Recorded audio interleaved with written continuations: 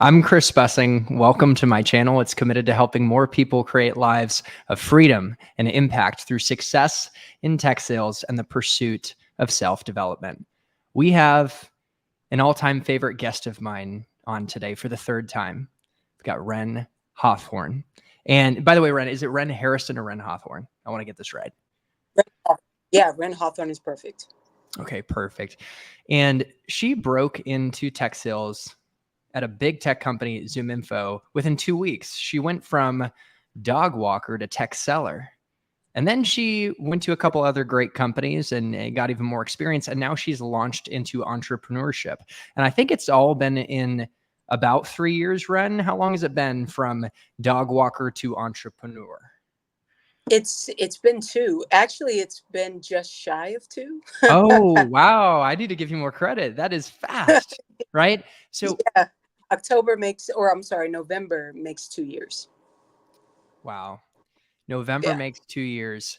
And who knows where you're going to be come November time. There's so much ahead of you. And so today, audience, we're going to talk about Ren's journey into tech sales, and we're going to learn some nuggets coming out hot on what she did differently to break in at a top company very quickly. We're going to talk about some of her lessons learned at ZoomInfo and the other companies she worked at within tech sales. And we're going to talk about her vision now moving forward as an entrepreneur and how she used tech sales as a launch pad for her true dreams. So if you enjoy this conversation, which I know I will, then give the like button a love tap because the YouTube algorithm loves that too. And we'll share this video with more people who could benefit from the message, and share with people that you think this video could encourage. And of course, take notes and follow up and apply and get on the court and go after your own dreams. So that's my song and dance. I'm turning it over to Ren.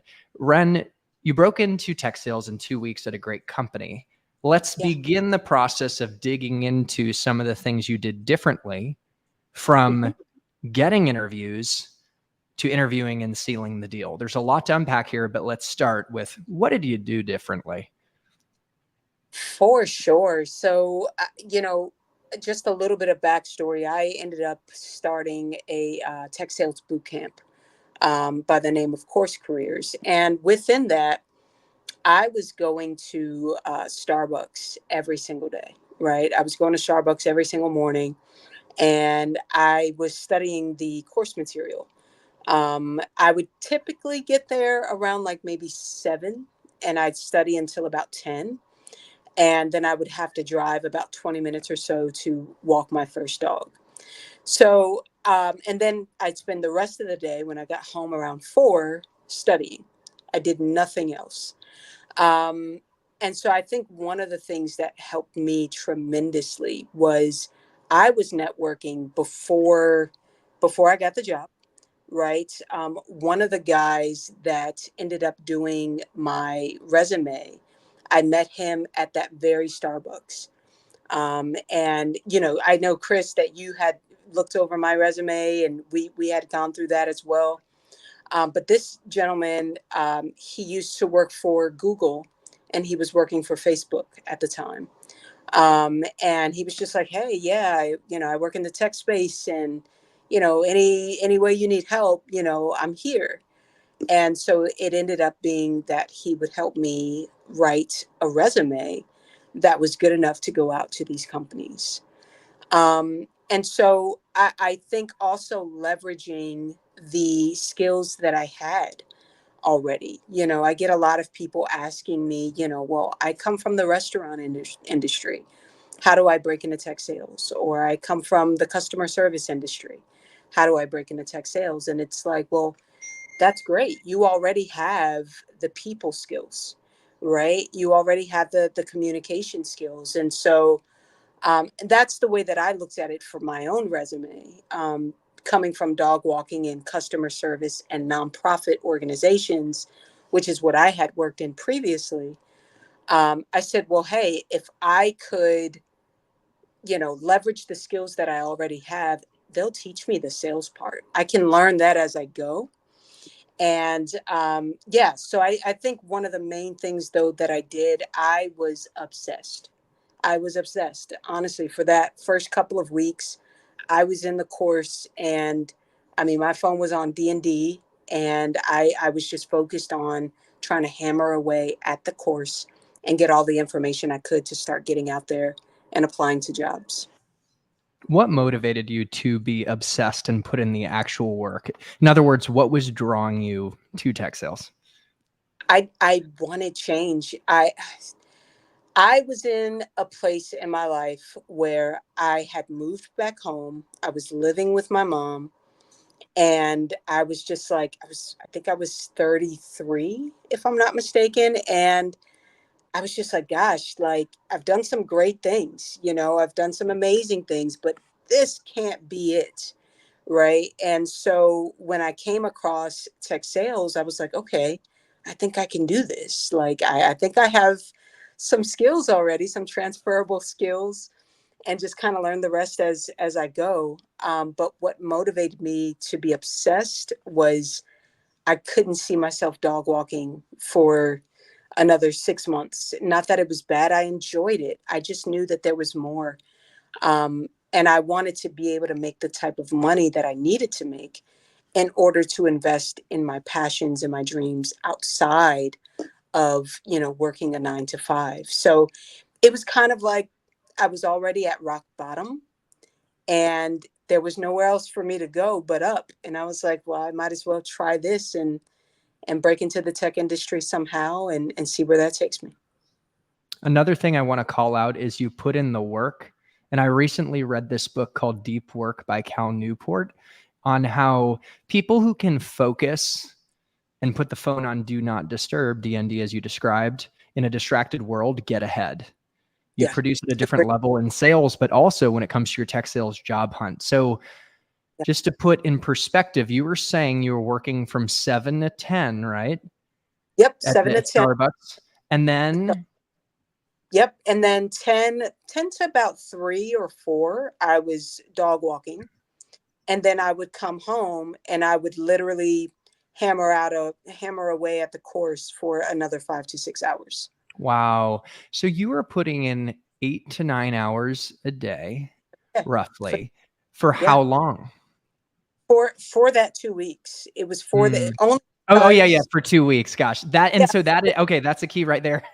yeah, And it's so yeah. extraordinary. I would say to the audience, don't expect to get a job in 2 weeks, but it's possible, and this is how. So, okay, over 2 weeks. Yeah.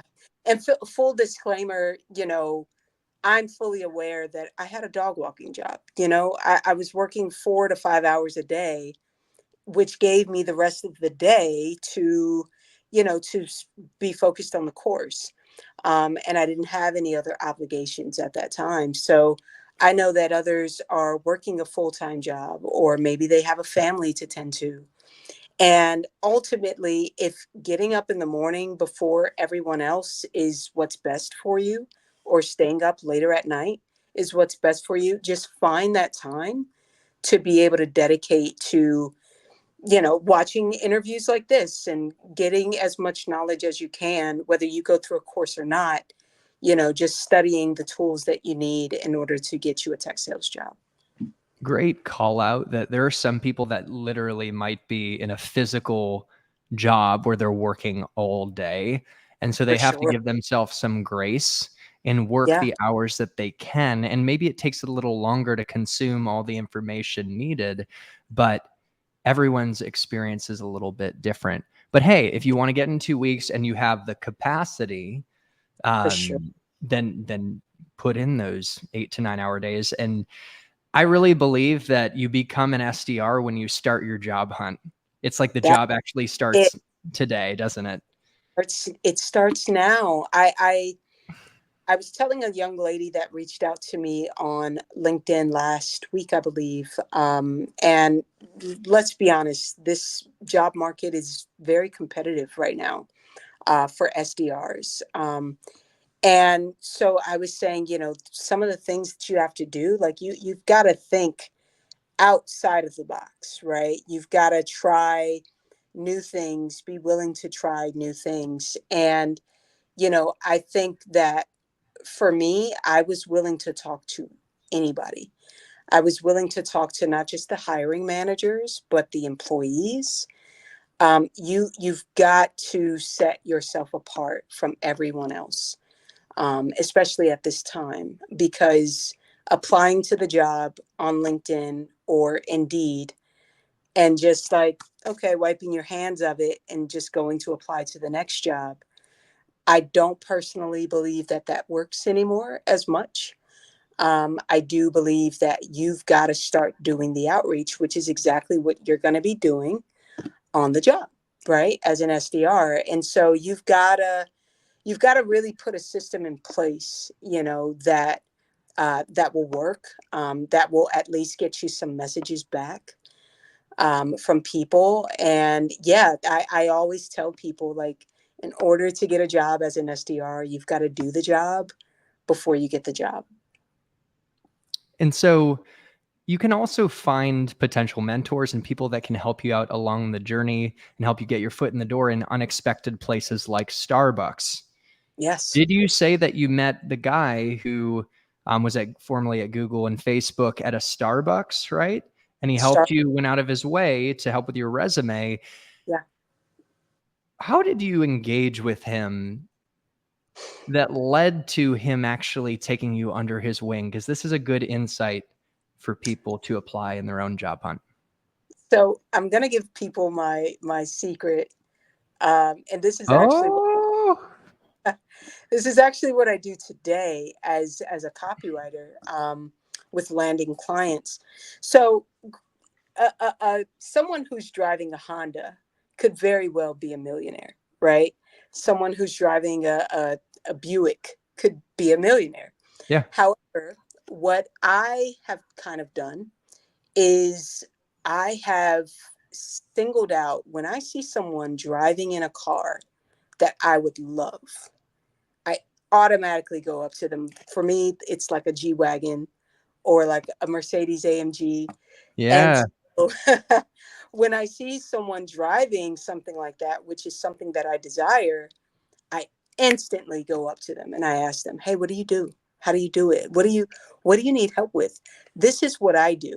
And so the gentleman, I can't even remember what he was driving, but I saw him get out of the car and he came into the Starbucks, and he was just dressed really fine. And I was just like, "Yep, I'm gonna go up to him." And I have met so many people, not just in tech sales, but now in what I do, and just outside of that, simply because I go up to people, I start the conversation with, "Hey, listen, I got to be honest with you. I saw you get out of that G-Wagon, and that thing is nice. I'm just curious, what do you do?" And that is how I've started so many conversations. That's how I've gotten client deals. And that's how I got that young man to do my resume that day. We ended up talking for, gosh, I don't know, maybe an hour or so, exchanged numbers. He was just like, "Hey, any way that I can help, let me know." I reached out to him. He said he'd be glad to help with the resume. And that was it. I could see the twinkle in your eye and the excitement, the authentic admiration that you had. And Yeah. thanks for sharing actually exactly what you said to open the conversation. And the rest is history. So, when I was back in college, I saw a guy that was absolutely shredded in the gym. He looked like a Spartan warrior. I said, "What do you do?" You took me Yeah. under his wing, and it turned out CrossFit, which I didn't last forever, but I did get in really good shape. And so that's another example, right? Go up to people who are where you want to be and maybe show the signals of that they are where you want to be and have a conversation. So let's now look at ZoomInfo, because you ended up starting out there. Big name, such a good way to launch your career. What specifically moved the needle to get interviews at ZoomInfo? And then maybe we could talk about your actual process and things you did to stand out in the interview process. Yeah. So if I'm being honest with you, if I remember correctly, I had applied for a few different jobs. And I remember getting a call back from this young lady, this recruiter at ZoomInfo. And she was like, "Yeah, we want to interview you." And I was like, "Okay, and ZoomInfo was not at all, not even by a long shot, was it my first choice. At first I didn't know much about the company. And then as I did my research, I was like, wow, this is a really big company. And so I think for me, there was, if I'm being honest, there was a bit of fear. I was like, this is such a big establishment. I would rather start off at, somewhere with a couple hundred employees or 50 employees. So that way I could have more attention, to grow. And then as I went through the interview process, I started to see, oh, wow, they have things in place because they are so big that could make me really good at this. Right. And so that's kind of what made my decision for me. And then I loved how multicultural it was.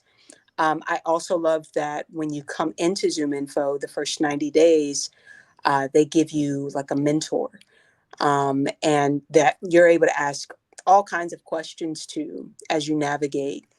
So that was really, really cool. And then to your other question, what did I do in order to get there? So Chris knows about this because he was there. He was there at that time.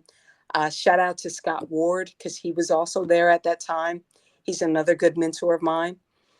Um, and so one of the things I did was I did a 30, 60, and 90-day plan.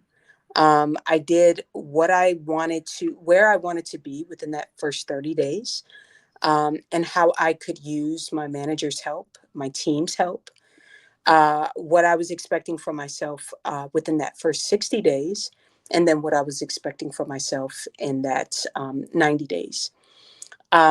So that was one of the things that I did, and I laid it out exactly like they didn't have to question, what does this mean or what does that mean. I tried Mm. simple as possible, but as in depth as possible.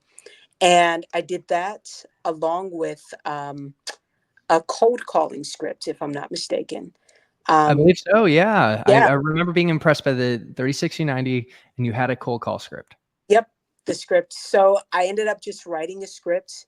And guys, I didn't take forever, to write a script. I went online, and kind of looked at some samples and got some insight and made it my own, right? And I probably spent maybe, I don't know, 30 minutes just kind of crafting it. And then I sent it to the managers after my interview.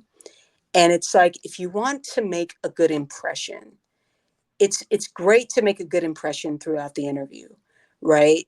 It's another thing to go above and beyond Mm. and give them something that they weren't even looking for, but when they get it, they're like, oh wow, that's pretty cool. You have to take the initiative, because being an SDR is about taking initiative, right? To pick up that phone, to make cold calls, to send out emails. So yeah, those were a couple of things I did that I believe allowed me to stand out from the competition. Yeah, going above and beyond really is what separates people from the pack. And you Yeah. showed that is how you would operate in the role. And that's what hiring managers want. So I just wanted to get any other tips on shining in interviews, because Yeah. we talked about going above and beyond, but were there particular things you did in interviews that helped you really make a great impression? So I think one of the things that I did at that time, I was given the names of who I would be interviewing with, in each round. And so if I found that person on LinkedIn, and if their LinkedIn had something, I don't know, a little more personal, like they like soccer or they like basketball or something like that. Like for me, I'm a big tennis person. So if I could find something that I relate to, I'd be like, hey, Chris, I saw on your LinkedIn profile that you like tennis as well. I'm just curious, who's your favorite player? Those kinds of things, I think, make it less of an interrogation style of an interview, and it makes it more conversational. And I think that was the best thing that I could have done, because I know that they came in ready to ask this question, and so on and so forth. And I think I kind of took charge a bit by making the conversation more conversational, being curious about them.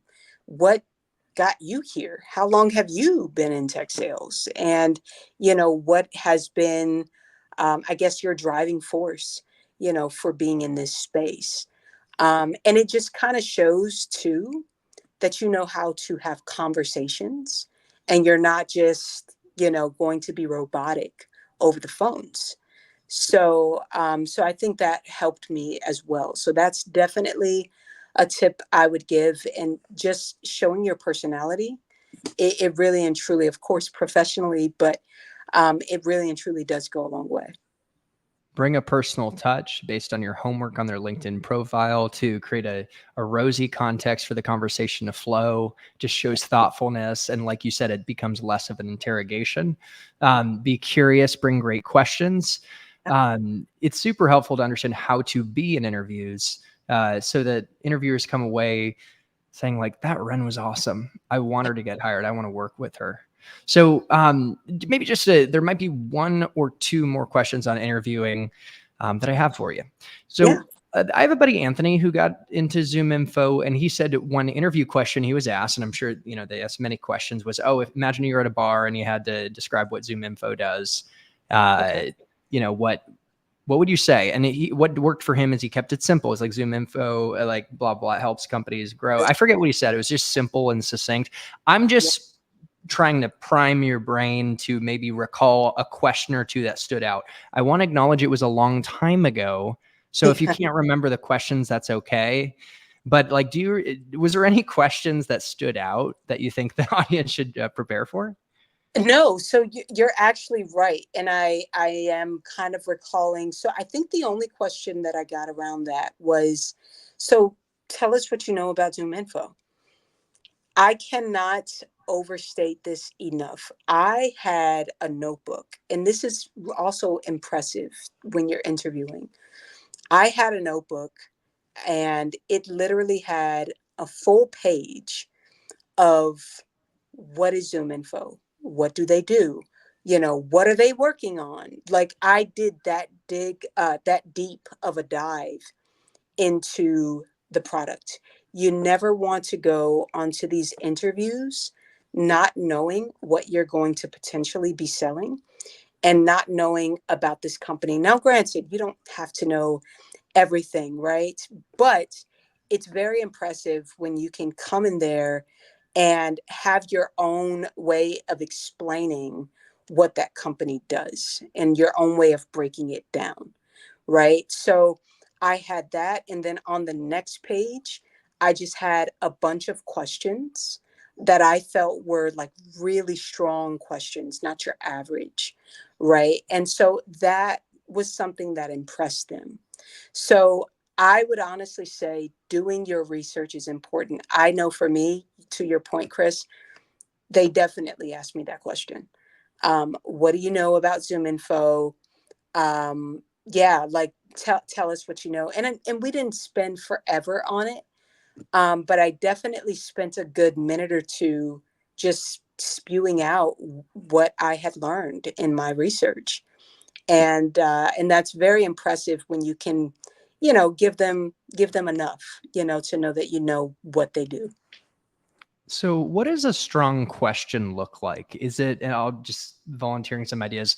I noticed that this announcement of a new product, I'm curious, how is that shaping the go-to-market strategy of the sales team? What are your thoughts? So I'm kind of leading question, but like, what's an example of maybe a strong question that you've asked in an interview? How do you think about that? That's a really good question. I'd have to think about that. So I think there were a lot of questions that were based around what kind of value can I provide? Like, of course, I'm going to be I making like that. but it's like outside of that, how can I play a bigger role in my team? Right. Okay, great. You've got a team of 10 SDRs on this team, but clearly you're looking to hire another. What are you missing out on right now that maybe I can bring to the table? So just asking questions like that. And then also, in terms of your training style, how do you train? And then Mm, how am I able to, am I, do I have the ability to be able to help train other people, to help be a mentor, if that's something that you need along the way? Showing that you are planning to stick around and that you want to find yourself in a position of growth, I think really makes a good impression on them. And I'll have to think of some, no, that was actually really good. but yeah, It's like you're showing that you want to contribute and bring value to them, not only what will you do for me. Now, the training one I really like too, but I think it's like what's underneath your questions is really powerful. You want to contribute, and when you find out like what do you need, like you could show like, hey, I'm going to bring that to the table. So yeah, really powerful answer. Yeah, I put you on the spot, and you just knocked that out of the park. So, and of course we go on and on questions, but what I want to do is now start to talk about during your time at ZoomInfo, what was your experience and maybe some lessons learned? We could boil the ocean and fill a whole podcast on this, but maybe we could pick out a few things. You said there was great training and support, yes, but what was amazing. your experience? And I'll make sure we get there, but we can talk about maybe like a couple lessons learned on how to succeed as an SDR. So first Yeah, off, just overall experience. yeah. My overall experience at ZoomInfo was really, really good, especially for that being my first company. As an SDR, I will say there was a lot, like I said earlier, there was a lot of fear, because I didn't know what I was doing. And I had so much imposter syndrome. Like, oh my gosh, they're going to find out that I am really not all that in a bag of chips. And it's like, no, they hired everyone from like entry level SDRs like myself, to people that had, been in tech sales for a couple years or a year or two. And I loved that because the camaraderie that I had with my coworkers, I think that's the most important, right? Especially as a newbie, you don't exactly know um, what talk tracks are going to work best, or how to sequence, or and to be able to go to some of my coworkers and learn from them. I think that was the best thing. I shout out to Gilbert. He was one of my mentors when I was at ZoomInfo, Daniel Gilbert. And he would hop on a call with me at least once a week. And he'd be like, hey, Ren. And he was crushing it. Right. And but he was always willing to set aside time to talk to me about what was working for him. Or maybe sometimes you'll find too, like certain things will be working for a while and then you've got to switch it up. And he would always just kind of fill me in like, hey, this was working for a while, but I've had to switch it up. And no gatekeeper vibes at ZoomInfo is Mm, so much. I mean, from the managers to, just my peers and my coworkers, everyone was always willing to share information. It wasn't like, oh, I've got to keep this to myself because, I want to get the most sales and book the most calls. It was like, it was a real true team. So I love that part about it. that's the type of culture that aspiring SDRs want to look for, or could be current SDRs or AEs that are unhappy where they're at and looking to make a change. Find a culture where people don't gatekeep; they share and they realize we can make a bigger pie and we can win together. So one thing you did too is I think really important to call out. You found a mentor, and you did what a great guest of mine, Andy Meeborn, described as imitating and innovating, where Mm, you find someone who's really successful and you see what they do and learn from what they do and apply it. You really don't want to necessarily reinvent the wheel. Like, you're an extremely creative person, and we're going to talk about your creative, vision and projects and entrepreneurship later. But don't you think in sales, you kind of like, you want to learn from the best and just replicate, right? 1000%, 1000%. There's no need, guys, in try. Now, granted, if you come up with some great creative idea Yeah. that change things, of course, that's great. But the foundation and the core of it, pretty much everything is laid out for you. You know, you can put your own spin on it or what have you, but for the most part, it's already there. You know, you just have to be willing to ask people for help, ask people questions. And it's so funny because I look at who I was when I was in high school. I didn't want to raise my hand. I didn't want to ask questions because I was scared that I was asking a stupid question. No way. You And know, then yeah, you become the person that can go up to a stranger after he gets out of his car. That's that's inspiring. that's it. And but that is the single thing that I think has changed my life, right? Because you don't learn anything when you just say to yourself, okay, I'm just going to be quiet, I'm not going to ask, and I'm just going to figure it out on my own. You don't Yeah. learn it, you know. And there, I know people say it and it sounds so cliche, but there are no stupid questions. And so I really appreciated the fact that I was always able to ask questions, and there was like such an open door policy, you know, with my managers. And yeah, so don't be afraid to ask questions. You are coming into something, for those of you that are just coming in to tech sales, you're coming into something that you don't know too much about. And the best way to grow outside of like reading books and things is to ask people that are doing it at a high and a quality level and learn from them. And that's exactly what I did with Chris. I reached out to Chris a couple years ago on this journey, and he was just kind enough to reach back out to me, and we've just built up this relationship ever since then. You continue to inspire me on your journey, and you're just getting started. And I learned so much from you, including in this conversation. So, oh man, it's been a joy to know you and call you a friend. So, how did you find this? Well, not your mentor at ZoomInfo. Was he assigned, or did you Yeah, actually like? Okay, just curious to yeah. get the context. He was assigned. Now, the next company that I went to, there were no assigned mentors. But there was this one guy, and he knows exactly that I'm going to call him out. His name's Sean. I'm still cool with him to this day. This guy was a freaking beast. And I just remember one day just reaching out to him like, hey, Sean, can we hop on a call? And just like, he's like a true Bostonian or whatever. Yeah, I know the type. I was in Boston for 3 years. Gotta love Yeah. him.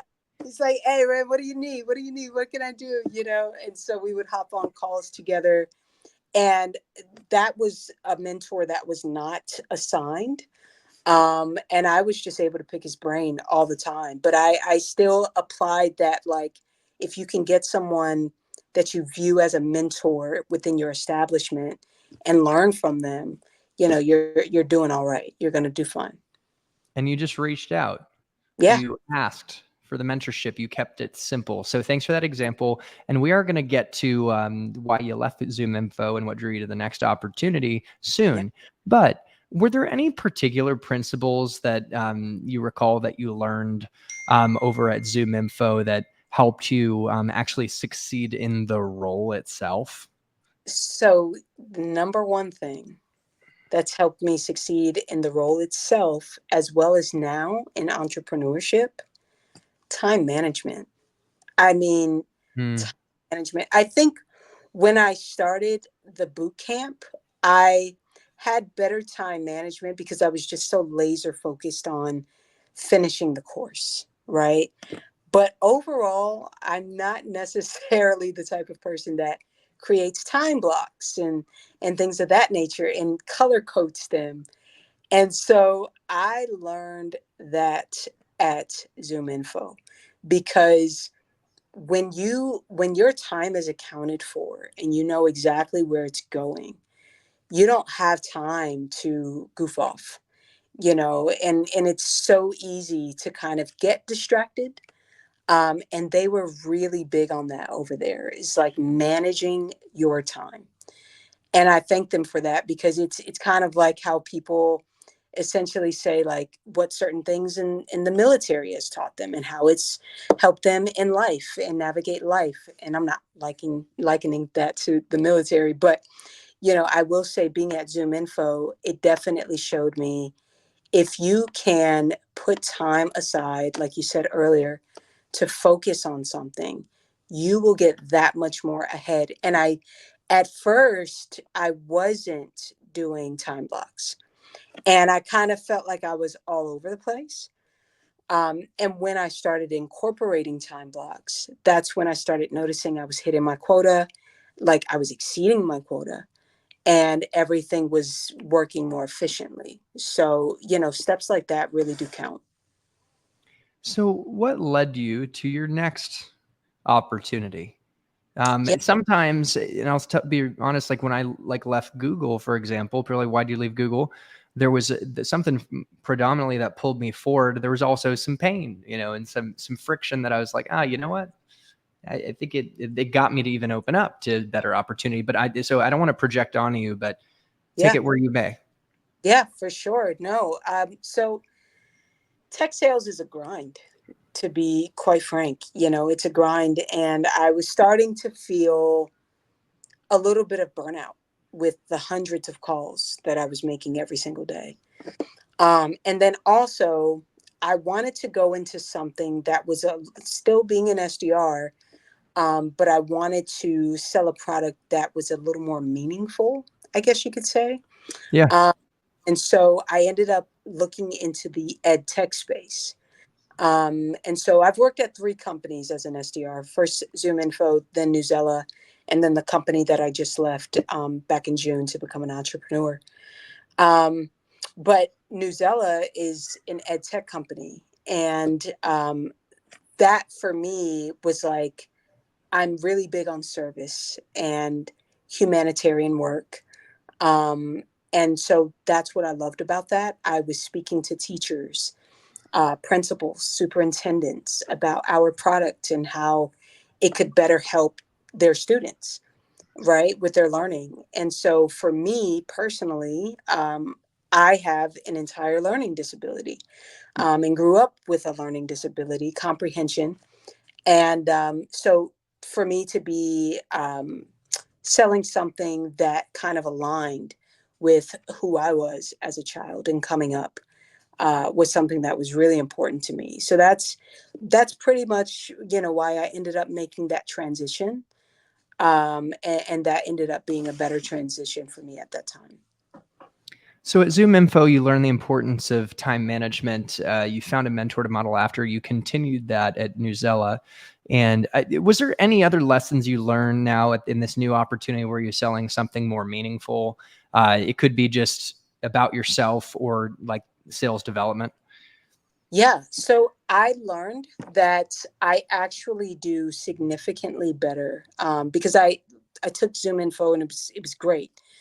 But I think what I learned about myself is I do significantly better when I am selling something that I truly care about, right? And it makes the selling process easier and more fluid. You don't even feel like you're selling. You just feel like you're here to provide some kind of assistance. And that's what I felt like. It reminded me of when I was working at a nonprofit and all of the good work that I was doing there, right? So yeah, so I think that's what Newsella ended up showing me, is that when whether it's me getting a job or it's me doing my own thing, you've got to do something that you actually like. It's got to be something that you wake up every morning and you're like, oh, I can't wait. Like, I couldn't wait to speak to the teachers. I couldn't wait to hear what their pain points were, or how certain students in their classroom have learning disabilities, Hmm. because it's for me to be able to say, oh, listen, I get it, and really and truly empathize with them. So yeah.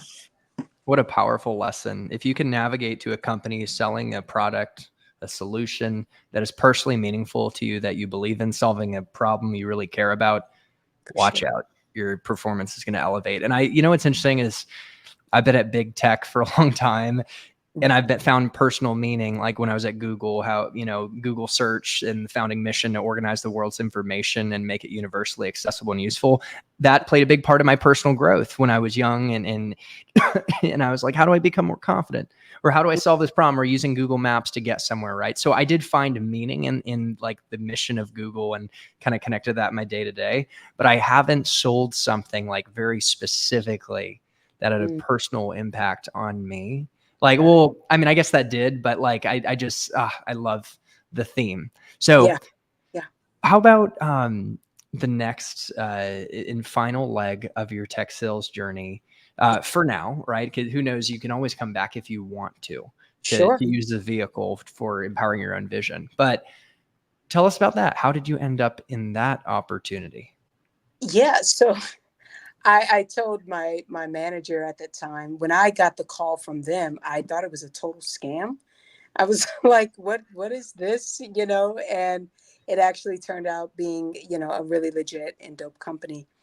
And so what I was doing there, I was an SDR there as well. And we were a lead provider for HVAC companies, flooring, roofing, those kinds of companies, those kinds of trades, solar. And that was really, really cool too, because that was never something that I thought I would go into or saw myself into. And I had a lot of success with the roofers and the HVAC companies. And I think it was, I don't know, they were more conversational sometimes. So it was just a lot easier for me to speak to them. But what I learned from that company specifically, my ex-manager, he was very,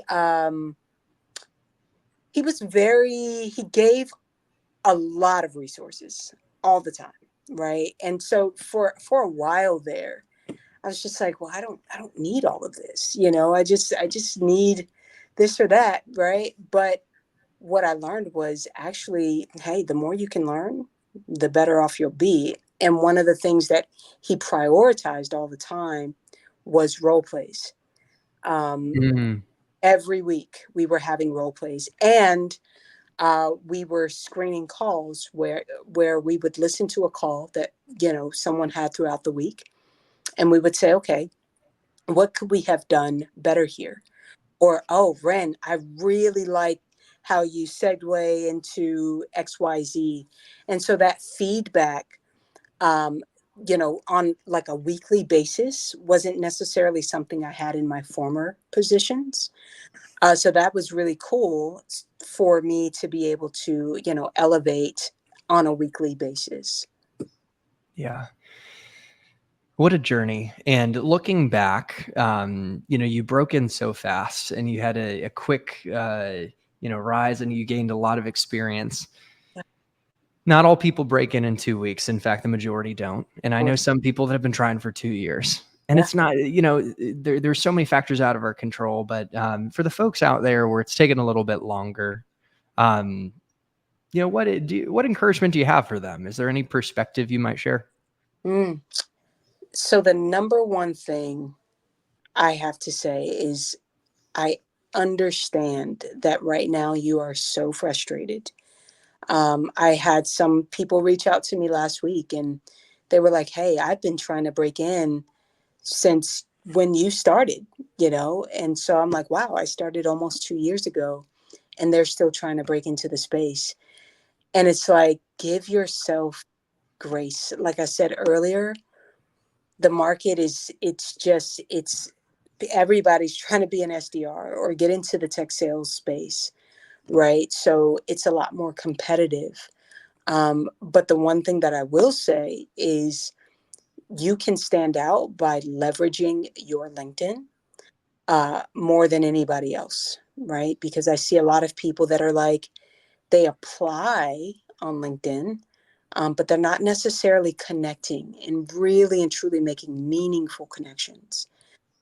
So don't be afraid to do that. I wrote up a post that I'm going to post on LinkedIn, and it's basically saying stop using LinkedIn just when you need something. Like, no, get to know people, build relationships with people, and ultimately, like, I keep going.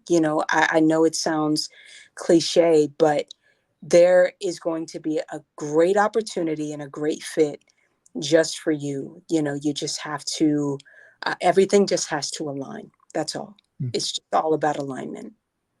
Keep connecting and keep the faith. Like all opportunities are tied to people.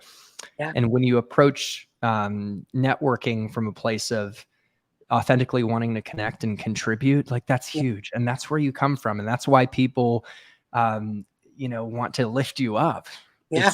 It's crazy. It's not crazy. It Yeah. makes total sense. Yeah. And so, yeah, I just echo what you say, like never give up. Like keep I came up with this term recently, irrational, unrelenting perseverance, even That's in the it. face of no results today, That's because it. with enough time, good things will come. Yeah. So let's talk a little bit about your ebook that you just released. I think it's a great opportunity for people to light a spark in their tech sales journey. And then we'll finish up talking about your launch into entrepreneurship and your Yeah. vision of what you're up to. So what led you to create the ebook on breaking into tech sales?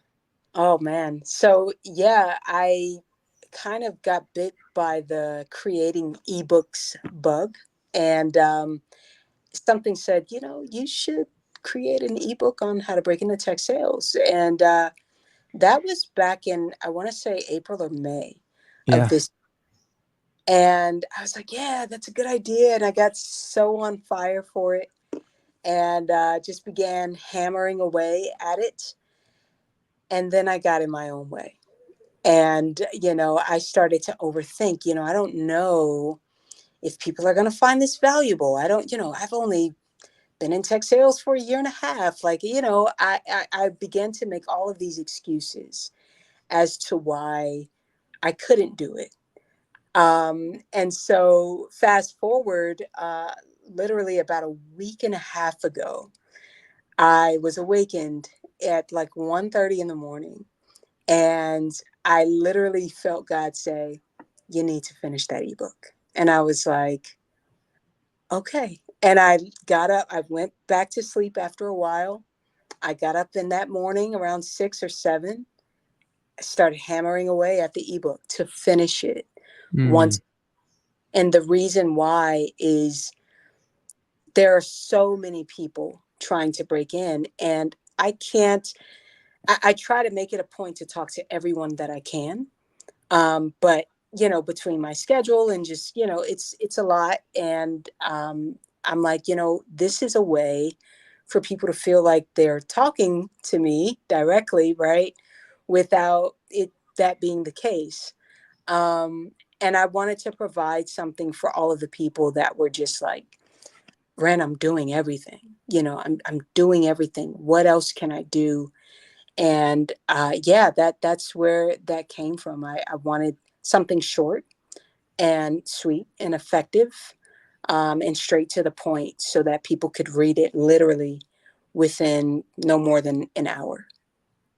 And then follow through and take action and do things differently that might produce different results. So that ebook is linked in the description of this video, and I want to welcome everyone to check it out. I mean, it's amazing you're making these like insider tips so accessible for people. So before we go to your latest entrepreneurial endeavors, Yeah. high level, like what are some things that people could expect in the ebook, like some things they could expect to learn? So number one, I start the ebook off with your mindset, right? If you don't change your mindset, everything in life that you desire is really going to pull away from you, because you haven't shifted your mindset. And then a couple of the other things are just some of the tips and tricks that I used, as well as things that I kind of thought of, like if I were about to become an SDR all over again, this is what I would do, right? I watch a lot of videos from some of like my favorite, like millionaires and people that are making, 6 figures a month. And Yeah. they say, this is what I would do if I would start all over again. And I think people value that because it's like, oh, wow, you're showing us like today, you got there several years ago, but you're willing to show us what you would do now. And so that's the approach that I wanted to take, is showing people right now in today's economy, in today's market, this is exactly what I would do to try to land my first SDR role. So you broke in 2 weeks at ZoomInfo. You go to Yeah. Nucella and another opportunity, and Yeah. now you've launched as an Yeah. entrepreneur. So let's round out this conversation. Let's bring her home talking Sure. about your latest chapter. So what drew you now to entrepreneurship, and like how did you know it was the right timing? Yeah. So specifically what I do is I am in copywriting. And so I think I reached my limit back in May. I kind of wanted my time back. I wanted my time back. And I was also kind of going through some health issues from like March to May. And I was just like overwhelmed. And I was like, something has to give. And I think I was overwhelmed by the pressure of work. And so I said, you know what? I think I've set myself up enough to finally go all in on copywriting. And if I'm being honest, copywriting is something that I came across years ago, but never really dove into it too much. And so it came back around April or May of this year. And so I was like, you know what? I'm going to go all in on this. I began studying everything that I could, reaching out to people for coaching, mentorship, all of those things. And so as I started to get clients and things like that, I'm like, wait a minute. This is so I can really make money off of this, without having to depend on my 9 to 5. So yeah, just going into the copywriting space, it you're pretty much selling, but in words, right? And so I was like, I've got sales experience from being an SDR. You wrote cold emails. That's copywriting. Cold emails, that exactly, cold emails. And then you start to see too, just exactly how your skills start to stack, right? Because as I said earlier, I worked in customer service and I worked as a dog walker and I didn't have any sales skills. Well, I got the sales job and I used those customer service skills and the communication skills. Well, now I go into copywriting and it's like, I didn't have sales skills before. Now I have the sales skills. These skills always stack. So even Mm. feel like I don't, oh my gosh, I don't want to learn sales. I don't need to learn sales. Trust me. Selling is one of the very things that you can do, whether you're writing copy or you're speaking to people over cold calls. If you know how to sell, you will never, ever not have a job. That's Mm. truly how I feel. Like you will never lack in the financial side if you can build on that skill. Yeah, you'll never be out of work. Sales skills are always in demand. It's high paying, and it Yep, will amplify anything you want to do tomorrow. Like absolutely. copywriting. I bet it helps you in your music, which is a whole nother thing we need to talk about too, right? For Like, what are sure. you up to with music? Like, Oh my gosh. So music is going great. I live in Atlanta. I'm currently in Washington, D.C., visiting family. But yeah, we've got some new music coming out the start of October. So looking forward to that. Hopefully looking forward possibly to going on tour next year with some pretty dope artists. And wow. that's kind of where I am with that. So we don't have an NDA in place, so you can't tell, right? I can't say anything, but just Yeah. know it's going to be a good time. What type of music? So the type of music I make is like alternative R&B. So if you Cool. think of SZA, um, uh, you know, Kalani, if you think of those kind of artists, that's typically, or even like what Justin Bieber has done in terms of his Yeah. R&B. music. That's kind of more so my lane. Got it. Yeah. Who is like an artist that you're super excited about right now that like you just can't stop listening to, that like you draw some inspiration from? Oh my gosh, what is his name? I cannot even remember his name, but he is McGee. I think his name is Cool. McGee or something like that. He's this kid, just guitar player. He's just amazing, and I feel like everything he makes feels so nostalgic. Like it's just been around before, and it's just a good feeling. And then just people that have been around, in music for a long time. John Mayer is one of my biggest inspirations in music. I probably listen to him more than I should on a daily basis. Oh, So he's good. Did he sing, so "What am I supposed to do when the best part of me was always you"? And was that him? listen, that was not him. We went. Oh shoot! No, who is that? That was that was a band. Oh No, gosh, I see. I just know good songs, but I don't know who sings yeah, them. What's like no, what that, name of one of his songs though? Like, what is he? One of your he favorites? Wonderland. Okay, Yeah, Why Georgia. Yeah, John that's Mayer's. hilarious. You, But I hey, love hey. that. So we got a little time left. Yeah. You're making great strides in like copywriting, getting clients, pursuing your dreams there. You're going to be on tour. That's so exciting. Um, is there anything that you would add to your big aspirational vision of where you're going? Because part of my vision is I'm going to grow this YouTube channel and this podcast so big. This is my dream to help people and lift people up in tech sales and in life. And so one day, maybe years into the future, we're going to come on again and say like, look, you did it. You did it. We did So it. like let's talk, let's proclaim a like bigger vision.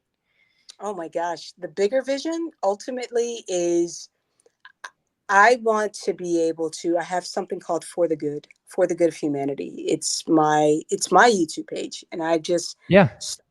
um posting content back on there.